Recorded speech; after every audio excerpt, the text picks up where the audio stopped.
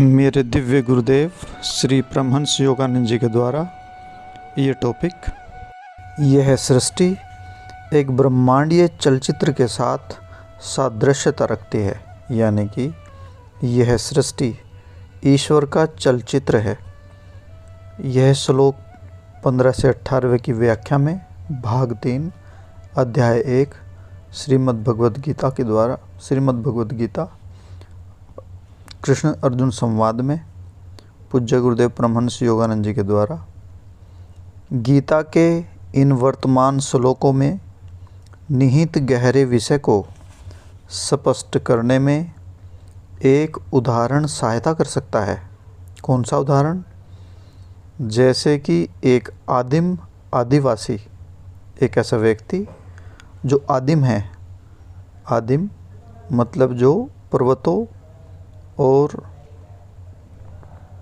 जंगलों में रहने वाला आदिवासी है, जिसका आधुनिक सभ्यता के साथ कोई संपर्क नहीं हुआ और जो बोलते चलचित्र यानी कि सिनेमा को प्रथम बार देखता है। वह सरलता से यह विश्वास कर सकता है कि ये चित्र जीवंत पुरुष एवं महिलाएं हैं। उसे यह समझने का कि बात करता चित्र फिल्म और विद्युतीय कंपन के खेल के अतिरिक्त और कुछ भी नहीं है। एक विधि यह है कि उसे पर्दे के पास ले जाओ और छाया और प्रकाश के चित्रों को छूने दें, जिससे कि वह उनकी भ्रामक प्रकृति को जान ले। उसे इस बात के लिए शिक्षित करने का कि बात करते चित्र, प्रकाश चित्र और छाया का चित्र ये सिर्फ खेल भर है। एक अन्य ढंग उसे फिल्म और फिल्म के उपकरण दिखाना भी है। कैसे ऑपरेटिंग बूथ के छिद्र से आती बिजली के प्रकाश की धारा अपने प्रकाश पुंज के भीतर वह शक्ति धारण करती है जो पर्दे पर वास्तविक चित्रों जैसे एक श्रृंखला को उत्पन्न करती है। एक भौतिकवादी के लिए सारा संसार इसकी ठोस, तरल पदार्थ, अग्नि, गैसों आदि की जटिलताओं के साथ वास्तविक भौतिक पदार्थों का बना प्रतीत होता है। यानी कि एक व्यक्ति जो उस दुनिया को ईश्वर के सपने में नहीं देखता, तो वो समझता है कि ठोस और तरल पदार्थ, अग्नि और गैसें ये सभी अलग अलग हैं, परंतु मैं इसे इसी प्रकार अनुभव करता हूँ जैसा ये है, इसलिए यह एक वास्तविकता होनी ही चाहिए। परंतु एक उन्नत योगी जिसने आत्म साक्षात्कार के द्वारा बाह्य सभी पदार्थों के आंतरिक स्रोत को यानी कि ईश्वर को भेद लिया है, यह कहने में सक्षम है कि यह संसार, यह ब्रह्मांड अंतरिक्ष के पर्दे पर प्रक्षेपित जीवन के सिर्फ चित्र भर हैं, विचार भर हैं, जो हमारे चेतन अनुभव में आने वाले और अवचेतन मानसिक कोष्ठों में प्रतिबिंबित होते हैं। जैसे फिल्म बूथ से बाहर जाते आकाशीय प्रकाश की बाढ़ को निहित चित्रों से मुक्त एक पारदर्शी सर्च लाइट के रूप में देखा जाता है, तथापि चित्र रहस्यमय ढंग से पर्दे पर दिखाई देते हैं।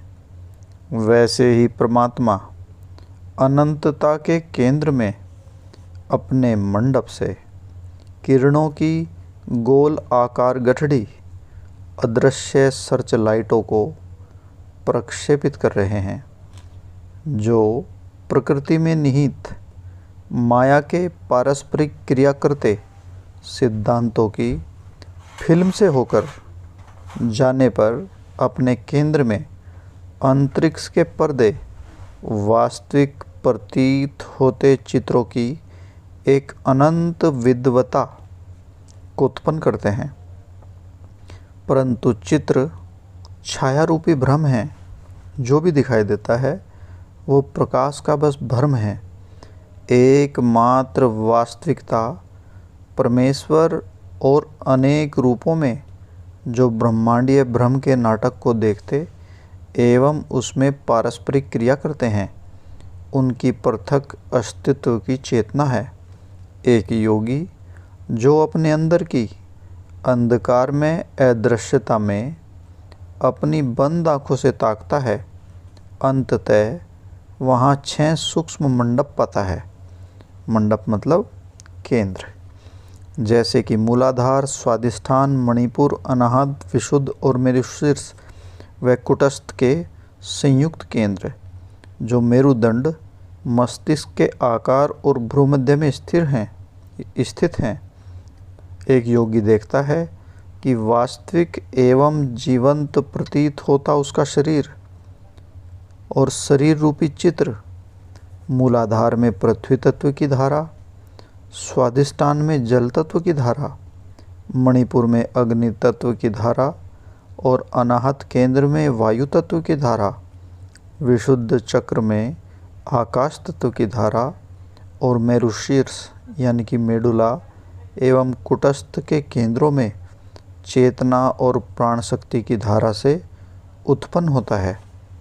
जैसे एक प्रकाश पुंज को पर्दे पर फेंकने से वह अपने स्रोत पर एक अनूठी ध्वनि उत्पन्न करता है जो विद्युत के स्पंदन से उत्पन्न होती है, वैसे ही सूक्ष्म मेरुदंडीय चक्र विभिन्न संगीतमय ध्वनियाँ उत्पन्न करते हैं। जब वे अपने प्राण के विभिन्न प्रभाव को प्रक्षेपित करते हैं, जो अपनी देखने में सच्ची, छूने में सच्ची, सुनने में सच्ची, सूंघने में सच्ची, स्वाद लेने में सच्ची प्रत्यक्ष अनुभूतियों के साथ भौतिक शरीर का रंग बिरंगा चित्र उत्पन्न करते हैं। 6 चक्रों पर ध्यान केंद्रित करके ध्यान करता भक्त कर्मिक रूप से भौरे की गुंजन और बांसुरी, वीणा, दीर्घघंट, समुद्र की गर्जन और इसके उपरांत सभी सूक्ष्म ध्वनियों का संगीत सुनता है, यानी कि ओम की ध्वनि सुनता है। ये 6 चक्रों के निस्सरण प्रकृति में निहित 5 तत्वों के स्पंदन हैं, जो ब्रह्मांड के विराट रूप में विद्यमान और मनुष्य के शरीर में लघु रूप से कार्यरत हैं। मूलाधार में पृथ्वी तत्व का प्राण प्रवाह वह शक्ति है जो मूल प्राण शक्ति को मांस एवं परमाणुओं में घनीभूत करके तथा गंध के संवेदन को उत्पन्न करने के लिए उत्तरदायी है। जैसे यह क्रियाशील होता है, यह चक्र भौरे के गुंजन की ध्वनि उत्पन्न करता है। स्वादिष्ठान चक्र में जल तत्व शरीर में सभी जलीय पदार्थों के परमाणुओं को बनाए रखता है और यह स्वाद के संवेदन के लिए उत्तरदायी है। इसका कार्य बांसुरी की मधुर ध्वनि को उत्पन्न करना है और उसके ऊपर मणिपुर चक्र में अग्नि तत्व शरीर की सूक्ष्म जीवन आभा और विद्युतीय ऊष्मा को बनाए रखता है और दृष्टि के संवेदन को उत्पन्न करता है, यानी कि हमें दिखाई देने लगता है।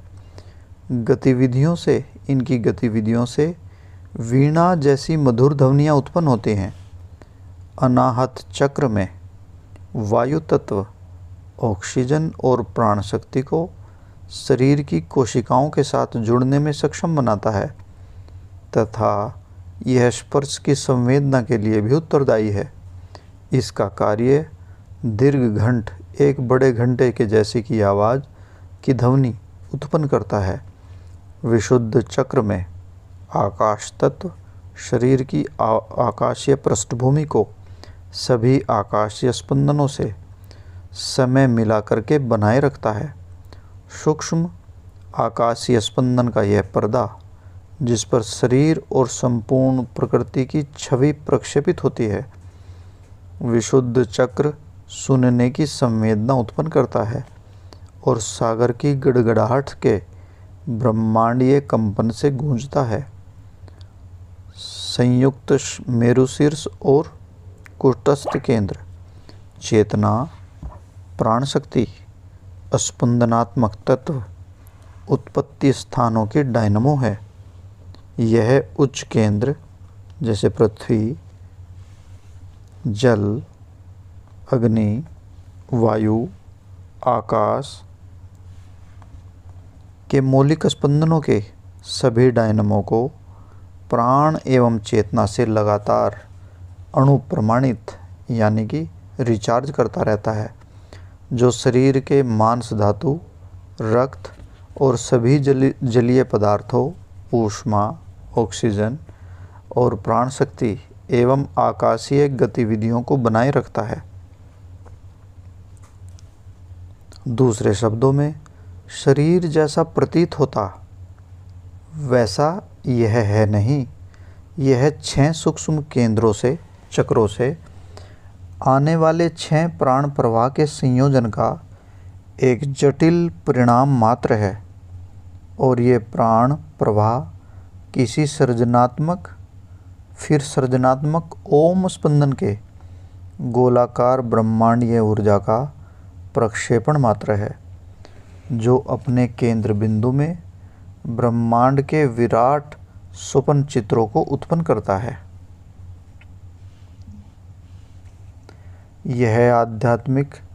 वह आध्यात्मिक आकांक्षी जो शरीर के रहस्य को सुलझाने के लिए उत्सुक है, केवल तभी यह जान पाता है कि उसका ध्यान शरीर से हटकर 6 आंतरिक चक्रों में चला जाता है, जो 6 प्राण प्रवाहों को प्रक्षेपित करके शरीर के चित्र को उत्पन्न करने के लिए उत्तरदायी है। इन 6 धाराओं की जानकारी से तथा वर्षों तक के ध्यान द्वारा योगी शरीर को एक ठोस पिंड के रूप में नहीं, अपितु एक कंपनशील, स्पंदनात्मक प्रकाश की अभिव्यक्ति के रूप में जानना सीखता है।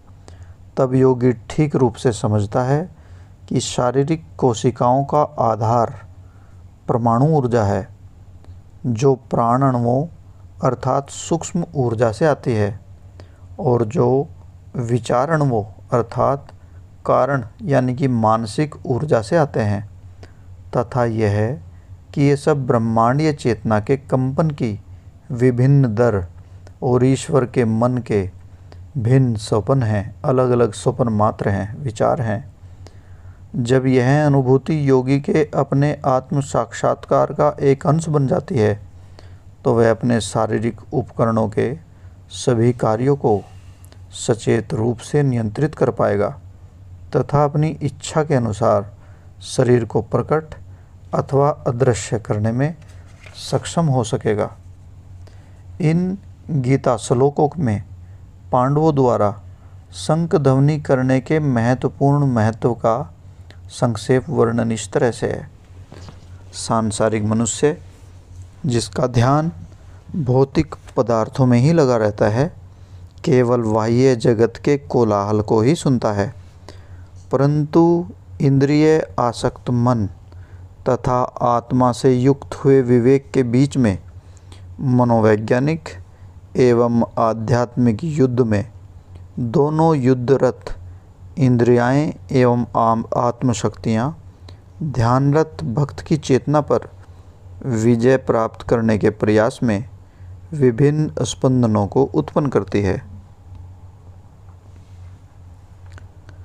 ध्यान में भक्त की एकाग्रता पहले भौतिक संसार की ध्वनियों के क्षेत्र का त्याग करती है, तब ध्यान भौतिक शरीर की आंतरिक गतिविधियों से उत्पन्न विभिन्न ध्वनियों को पकड़ लिया जाता है, जैसे रक्त के संचारण, हृदय की धड़कन, श्वास की चंचलता आदि आदि।